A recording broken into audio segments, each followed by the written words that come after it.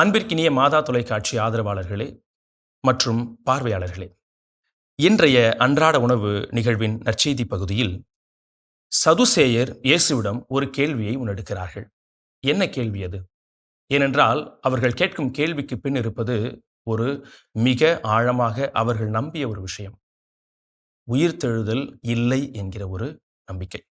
அவர்கள் உயிர்த்தெழுதலை நம்பாதவர்கள் என்பதனால் ஒரு கற்பனை கதையை வைத்து இயேசுவை சிக்க வைக்க முயற்சிக்கிறார்கள்.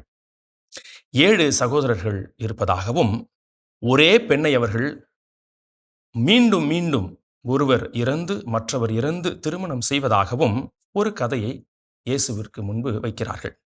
அனைவரும் இறந்து போனார்கள். உயிர்த்தெழுதலின் போது அந்த பெண் யாருடைய மனைவியாக இருக்க முடியும் என்பதே அவருடைய அந்த சிக்கலான சூழலின் கேள்வியாக வைக்கிறார்கள்.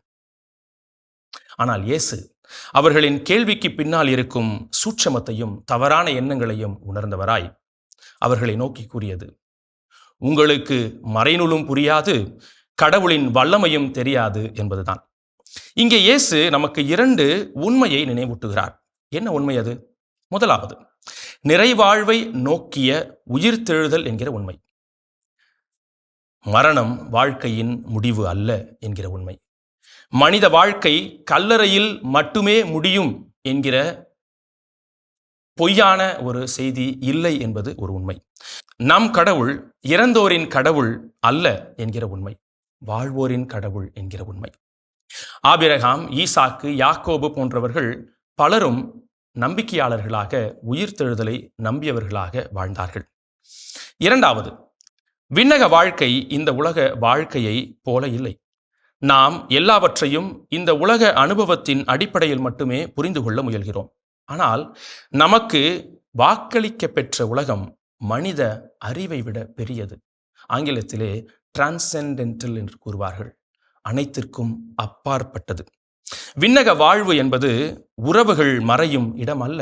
மாறாக எல்லாம் கடவுளில் நிறைவு பெறும் நிலையே விண்ணக வாழ்வு.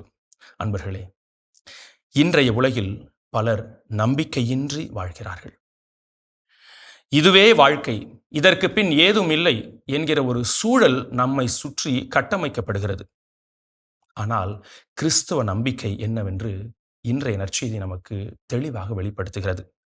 நாம் நிறைவான உயிர்த்தெழுதலை நோக்கி பயணிக்கும் மக்கள் என்பதை திண்ணமாக நமக்கு அடிக்கோடிடுகிறது. நம் துன்பங்களும் கண்ணீரும் இழப்புகளும் முடிவை நோக்கியது அல்ல.